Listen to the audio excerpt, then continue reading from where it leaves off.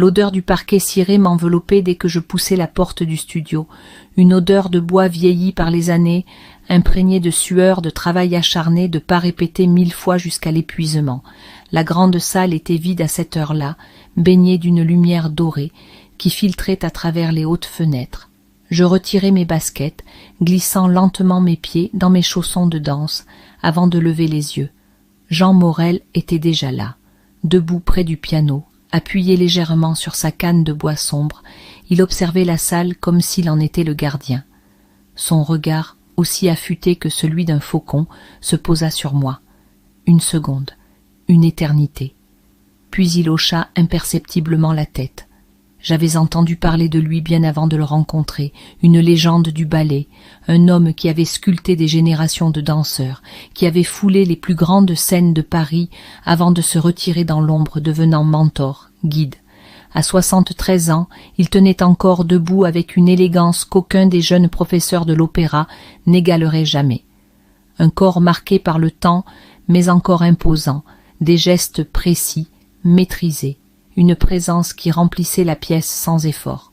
« Vous êtes en retard », sa voix résonna dans la salle vide, grave et mesurée.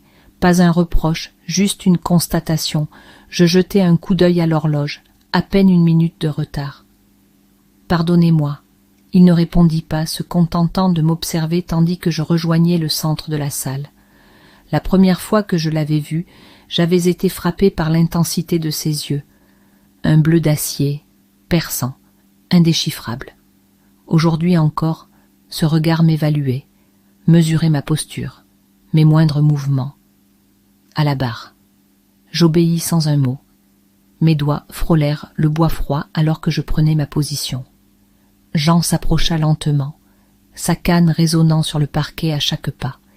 Il se plaça derrière moi, si près que je pouvais sentir la chaleur diffuse de son corps.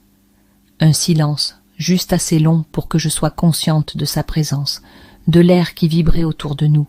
« Détendez vos épaules, Clara, vous vous crispez. » Sa main effleura mon omoplate, à peine un contact, mais suffisant pour m'envoyer un frisson le long de la colonne vertébrale.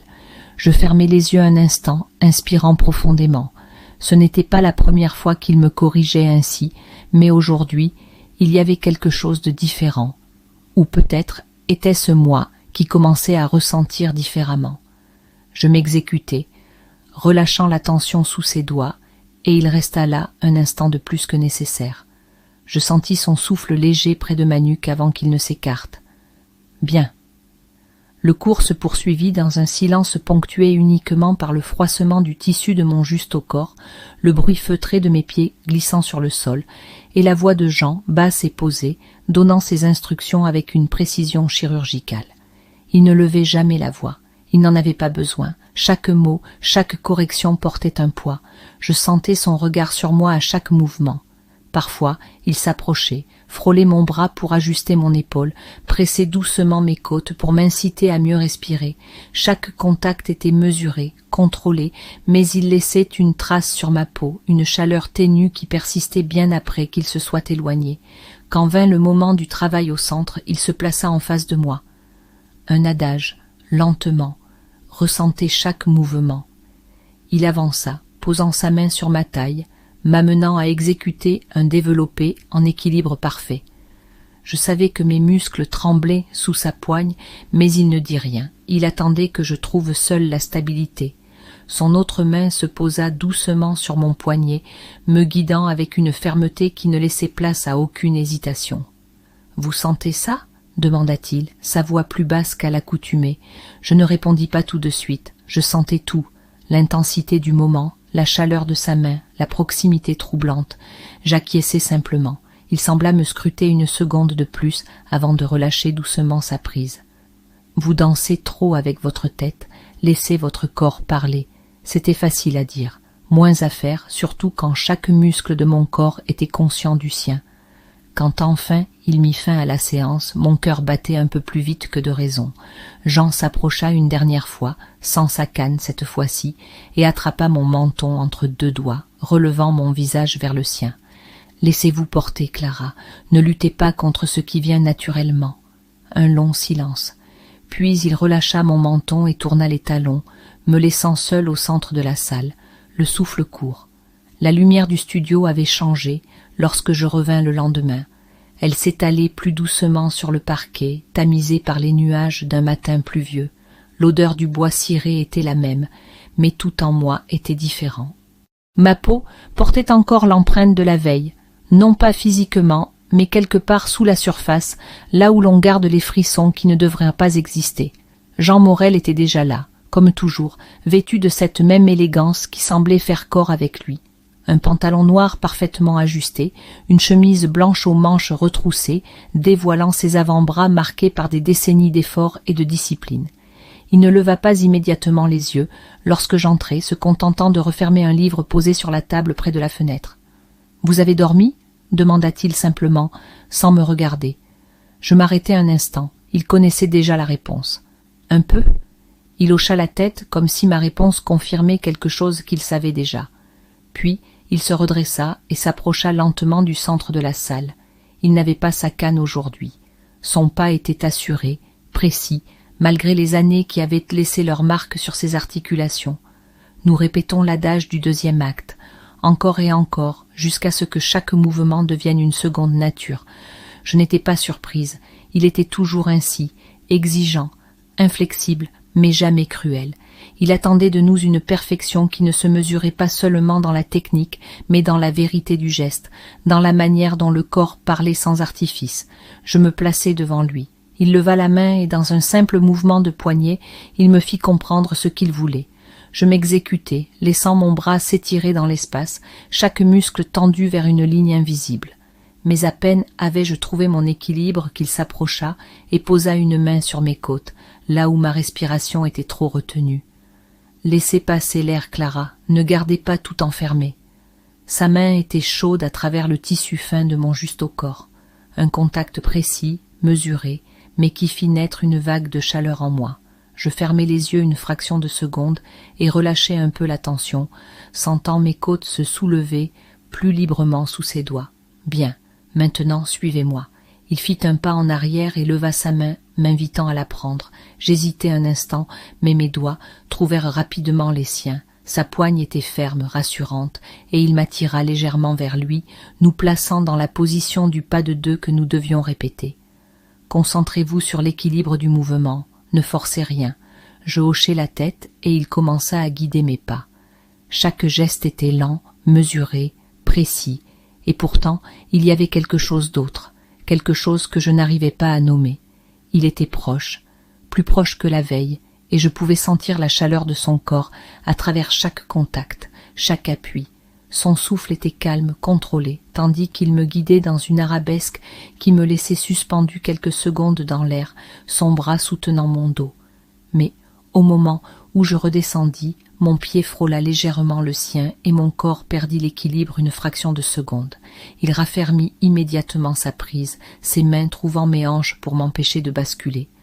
Ne laissez pas la peur vous envahir.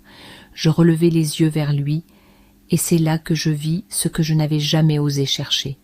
Son regard n'était plus simplement celui d'un professeur exigeant. Il y avait autre chose, une fraction d'hésitation, une fraction de retenue qui trahissait un combat intérieur. « Encore » dit-il après une seconde de trop. Il recula légèrement et je me remis en position. Cette fois, je sentais chaque mouvement avec une intensité différente. Chaque geste devenait un langage muet entre nous, chaque contact un murmure que nous n'osions pas encore traduire en mots. Le temps semblait s'étirer à mesure que nous répétions encore et encore. Mes muscles brûlaient, mais ce n'était pas seulement l'effort, c'était autre chose, une tension plus profonde, une présence qui m'enveloppait, me poussait à aller plus loin, à chercher dans la danse quelque chose qui dépassait l'exécution parfaite des pas. Et puis, ce fut ce moment. Un de trop, un instant suspendu entre ce qui devait être et ce qui menaçait d'éclater. Alors que je me redressais après une série de tours, son bras effleura ma joue, juste une caresse accidentelle. Ce fut à peine un contact, mais ce fut suffisant. Je vis son regard se durcir imperceptiblement, comme s'il se rappelait soudainement qu'il y avait une limite qu'il ne devait pas franchir. C'est assez pour aujourd'hui. Sa voix était plus basse qu'avant, presque rauque, et il s'éloigna brusquement, me tournant le dos pour aller récupérer sa canne qu'il avait laissée près du piano. Je restais immobile, mon cœur battant contre mes côtes, cherchant à comprendre ce qui venait de se passer. Il s'était éloigné, comme si mettre de la distance entre nous était la seule façon de retrouver son contrôle. Mais moi, je le sentais. Ce n'était plus seulement de la danse. Quelque chose avait changé. Et il le savait aussi bien que moi. Le silence du studio était plus pesant que jamais. Il résonnait entre les murs de miroir, entre les respirations suspendues et les regards fuyants. Depuis la veille, quelque chose s'était inséré entre nous. Une faille invisible, mais terriblement tangible. Jean Morel, d'ordinaire 6 mètres de lui, si précis, avait reculé, cherché une distance. Mais cette distance, je la sentais autant que son absence. C'était un mur fragile qu'il essayait de reconstruire, un mur qui portait déjà trop de fissures. J'arrivais plus tôt cette fois. Je voulais le voir avant que d'autres n'occupent l'espace, avant que l'opéra ne s'anime du bourdonnement des danseurs et des pianistes. Il était là, bien sûr, debout près de la fenêtre, les mains croisées derrière le dos, observant la ville qui s'éveillait au-delà des vitres. Son profil était sculpté par la lumière matinale, chaque ligne de son visage marquée par le temps et l'expérience. Mais il y avait une tension dans ses épaules, une raideur dans la posture qu'il ne montrait jamais d'ordinaire. Je refermai doucement la porte derrière moi et déposai mon sac près du mur, prenant le temps de nouer mes rubans autour de mes chevilles avec un soin inutilement lent. J'attendais qu'il parle, mais il resta silencieux. « Vous avez l'air préoccupé. » Ma voix avait brisé l'air trop calme, le ramenant ici, dans cette salle, avec moi. Il ne bougea pas immédiatement, puis finit par tourner légèrement la tête. Ses yeux rencontrèrent les miens une fraction de seconde avant de glisser ailleurs. Nous avons une répétition, c'est tout ce qui compte. Il voulait effacer ce qui s'était produit hier, effacer l'hésitation, ce regard trop longtemps posé, cette main trop chaude sur ma taille. Il voulait gommer tout ce qui n'aurait pas dû exister. Mais moi, je savais que ce n'était pas si simple. Je me levai et m'approchai du centre de la salle, m'y plaçant avec la précision mécanique que l'on attendait de moi. Jean fit quelques pas, s'appuyant légèrement sur sa canne, puis l'abandonna, comme un ultime acte de défi contre ce que le temps lui avait pris. Il se plaça derrière moi. Son ombre couvrit la mienne dans le reflet du miroir. Premier enchaînement. Préparez-vous. Je sentis sa main effleurer mon bras, traçant la ligne de mon poignet pour ajuster l'angle de ma pose. Il était précis, professionnel. Mais moi, je sentais l'infime pression sous sa peau, cette hésitation presque imperceptible qui révélait tout ce qu'il tentait de masquer. Vos doigts sont crispés, relâchez-les. Sa voix était basse, plus douce qu'il ne l'aurait voulu. Il voulait corriger, mais son murmure caressait l'air comme une invitation involontaire. Je fis un effort conscient pour détendre mes muscles, et lorsqu'il lâcha mon poignet, je sentis la chaleur de son contact persister. Bien. Maintenant, le port de bras. Lentement.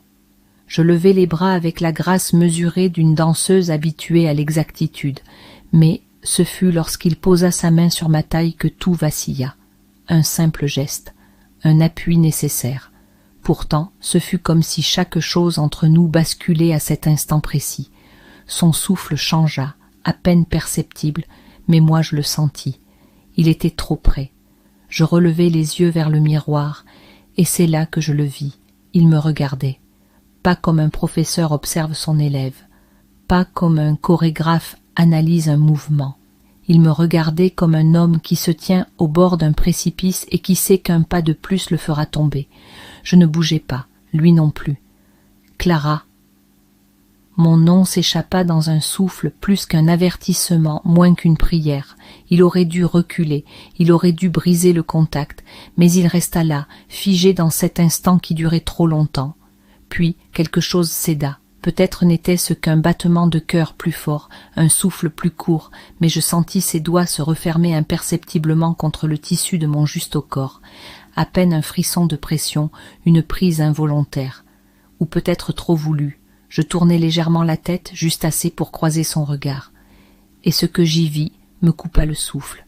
Un désir contenu, brutal, un désir qu'il refusait d'admettre, mais qui, à cet instant, lui échappait complètement. Le silence était une entité entre nous, une chose vivante qui s'épaississait, se tordait, retenait tout ce qui menaçait d'exploser. Puis soudain, il s'écarta. Brusquement, comme s'il s'était brûlé, il fit un pas en arrière, sa main quittant ma taille, son regard fuyant, et cette froideur nouvelle qui s'installa entre nous était plus douloureuse que le silence. Nous en resterons là pour aujourd'hui. Sa voix était distante, presque tranchante. Je restai un instant immobile, cherchant à retrouver mon souffle, à comprendre ce qui venait de se passer. Mais il ne me laissa pas le temps de poser la moindre question. Il attrapa sa canne, fit volte-face et quitta la salle sans un mot de plus. Je restai seul, au centre du studio, le cœur battant, la peau marquée par un contact qui n'aurait pas dû exister. Mais il avait existé, et maintenant il était trop tard pour faire semblant. La pluie tambourinait contre les hautes fenêtres du studio, le vent soufflait par rafales contre les vitres, et chaque goutte semblait résonner dans la salle vide. La journée touchait à sa fin, et pourtant je n'arrivais pas à partir. Tout dans l'air était chargé, saturé de cette tension que nous faisions semblant d'ignorer. Depuis ce moment où il s'était écarté brusquement, où son regard avait trahi ce qu'il refusait de dire, Jean m'évitait avec une rigueur presque violente. Nos séances n'étaient plus les mêmes. Ses corrections étaient plus brèves, ses gestes plus distants, sa voix plus froide. Il ne posait plus ses mains sur moi comme avant, ne me guidait plus avec la même intensité. Mais c'était là, toujours, dans l'espace entre nous, un espace devenu trop vaste et trop rempli à la fois. Je savais ce qu'il tentait de faire. Il voulait m'oublier, briser ce qui s'était insinué entre nous, faire taire cette chose qui nous frôlait à chaque regard échangé. Mais moi, je ne pouvais pas. Je sentais encore la chaleur de ses mains sur ma peau, la force contenue de ses doigts sur ma taille, ce murmure involontaire, mon prénom tombé de ses lèvres comme un secret qu'il n'aurait jamais dû prononcer. Le spectacle avait lieu demain. Après cela, tout serait fini. Je devais lui parler avant qu'il ne disparaisse, avant qu'il ne se retranche définitivement derrière son mur de silence.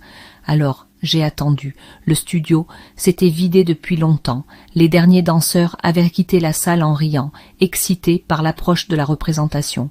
Moi, je suis resté, feignant d'étirer mes muscles, d'ajuster mes lacets, d'attendre que l'opéra devienne désert.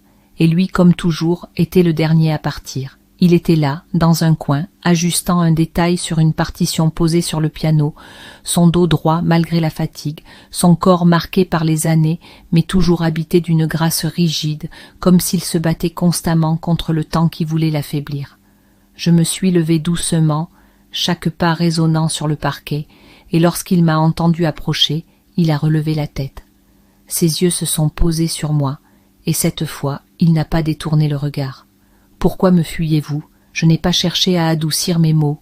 Il n'y avait plus de place pour les détours, plus de temps pour l'hésitation. Il resta immobile une seconde, puis referma doucement la partition, comme s'il prenait le temps de choisir ses mots avant de répondre. Je ne vous fuis pas. Son ton était calme, mais il y avait quelque chose d'inflexible, une résistance presque douloureuse. Alors regardez-moi. Il inspira légèrement, et lorsque ses yeux trouvèrent les miens, quelque chose vacilla dans son expression. Un mur se fendillait, un combat se livrait derrière ce bleu trop froid, trop distant. Je m'approchai encore, jusqu'à ce qu'il n'y ait plus que quelques centimètres entre nous. Je pouvais sentir sa respiration, lente et profonde, mais légèrement troublée. Il ne bougea pas lorsque j'étendis la main pour effleurer son poignet. « Dites-moi que vous ne ressentez rien, dites-le-moi en me regardant dans les yeux. » Il aurait dû le dire, il aurait dû saisir cette chance de me rejeter, de tout effacer, mais il ne le fit pas. Au lieu de cela, sa main se referma instinctivement sur la mienne. Pas un geste brusque, pas un geste voulu, un simple réflexe, et ce fut suffisant. L'instant était suspendu, comme une note jouée trop longtemps sur un piano désaccordé. Son regard se durcit, sa mâchoire se contracta, et pourtant il ne lâcha pas ma main. Vous êtes jeune, Clara, vous ne comprenez pas ce que vous demandez. Sa voix était rauque, plus basse qu'à l'accoutumée, comme si chaque mot lui coûtait un effort immense. Je comprends plus que vous ne voulez l'admettre. Je sentis son poignet tressaillir sous mes doigts. Il ferma un instant les yeux, comme s'il luttait contre un flot de pensées qu'il ne voulait pas affronter, puis il rouvrit les paupières et me fixa avec une intensité brûlante. Ce n'est pas juste, il souffla ces mots presque dans un murmure, et pourtant ils résonnèrent en moi comme une confession trop longtemps retenue. Je levai doucement la main et la posai sur son visage, sentant la rugosité légère de sa peau, les rides creusées par les années, cette chaleur qu'il tentait de contenir mais qui vibrait sous mes doigts. Il ne bougea pas, il ne s'écarta pas, et lorsqu'il baissa enfin la tête, ce fut sa joue qui effleura ma paume. Un frisson me parcourut, un frisson qui ne venait pas du froid, mais de la réalité écrasante de cet instant. Il n'y avait plus rien entre nous, plus de barrières, plus de raisons, seulement une vérité brute et inévitable. Je sentis sa respiration s'accélérer imperceptiblement, et pendant une fraction de seconde, je crus qu'il allait parler, qu'il allait me dire quelque chose, mettre des mots sur ce qui flottait entre nous. Mais il ne le fit pas. Il n'en eut pas le temps. Derrière nous, un bruit de porte résonna dans le couloir, et d'un mouvement fluide, il s'écarta, me laissant vide, le corps encore brûlant de son absence. Il passa une main sur son visage comme pour effacer ce qui venait de se produire, puis recula d'un pas, comme s'il voulait s'éloigner de l'instant, de moi. « Allez vous reposer. Demain, c'est le spectacle. » Sa voix était de nouveau distante, presque stricte, mais il n'y avait plus de froid dans ses yeux, seulement une fièvre contenue, et moi, je savais que la ligne venait d'être franchie. La salle de spectacle était plongée dans une semi-obscurité. Derrière le rideau de velours rouge, l'Opéra Garnier respirait doucement, bercé par l'attente du public.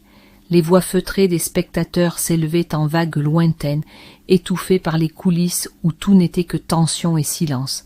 J'étais là, debout dans l'ombre des projecteurs, ma robe de scène tombant sur mon corps comme une seconde peau, mes muscles tendus d'une anticipation fébrile.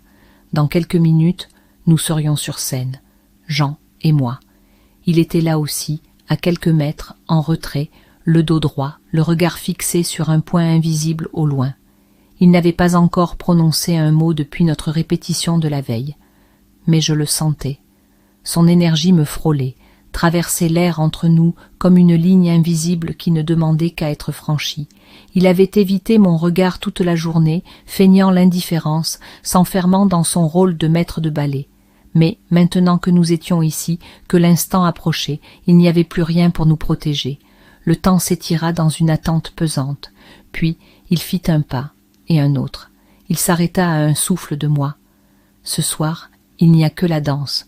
Sa voix était rauque, basse, brisée d'un combat qu'il ne menait plus que par habitude. Je levai les yeux vers lui, cherchant un mensonge dans ses traits, mais il n'y en avait pas. Ce soir, il n'y a que nous. Ma réponse le fit frémir. Un tressaillement, à peine perceptible, un mouvement d'épaule qui aurait pu passer inaperçu, mais je le connaissais maintenant. Je savais lire chaque tension sous sa peau, chaque nuance dans son souffle. Et alors, les projecteurs s'allumèrent. L'orchestre entama les premières notes, il me tendit la main, je la pris, et nous avons dansé. Dès le premier mouvement, ce fut comme une déflagration. Chaque pas était une confession, chaque contact, un abandon. Le public n'existait plus. Nous évoluions dans un espace qui n'appartenait qu'à nous, entre l'ombre et la lumière, entre la maîtrise et la perte de contrôle. Ses mains trouvaient ma taille avec une douceur infinie, mais la pression sous ses doigts trahissait l'intensité qu'il retenait encore. Lorsque je tournais, il me rattrapait toujours une seconde trop tôt, son corps absorbant chacun de mes déséquilibres, comme s'il refusait que je lui échappe. Et puis vint l'instant que nous redoutions, tous les deux, le porté final. Il m'attira à lui, sa main pressée contre le creux de mon dos, et pour la première fois, il ne respecta pas la chorégraphie. Il ne me reposa pas tout de suite, il me garda contre lui, suspendu dans le vide, mon souffle prisonnier de l'espace infime entre nos visages. Je sentais la tension vibrer dans chacun de ses muscles, dans chacun des miens. La salle retenait son souffle, mais nous ne pouvions plus attendre. Il baissa les yeux vers moi, et je sus. Il ne fuyait plus. L'instant d'après, ses lèvres effleurèrent les miennes. Un contact à peine tangible, une hésitation trop courte pour être réelle. Puis il céda. Le baiser fut lent, brûlant, terriblement mesuré et infiniment incontrôlable à la fois. Je sentis sa main se refermer plus fort sur ma taille, comme s'il cherchait encore un dernier point d'ancrage avant la chute. Et moi, je tombai avec lui. Le monde entier s'effaça, absorbé par cette fièvre qui nous consumait enfin. Il n'y avait plus de maître et d'élève, plus d'interdits, plus de lutte, rien que cette étreinte suspendue dans le temps, ce baiser volé à la raison, ce secret livré sous les projecteurs, offert à la scène comme un ultime sacrifice. Lorsque le rideau tomba, nous étions toujours là.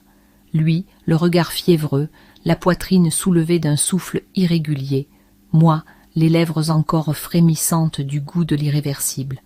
Un silence s'étira entre nous, chargé d'une certitude qui ne demandait plus à être cachée. Il leva la main et effleura mon visage, une dernière fois, comme s'il voulait ancrer ce moment en lui avant qu'il ne nous échappe. Il est trop tard maintenant. Je posai ma main sur la sienne, sans le quitter des yeux. Oui, et pourtant, nous ne regrettions rien.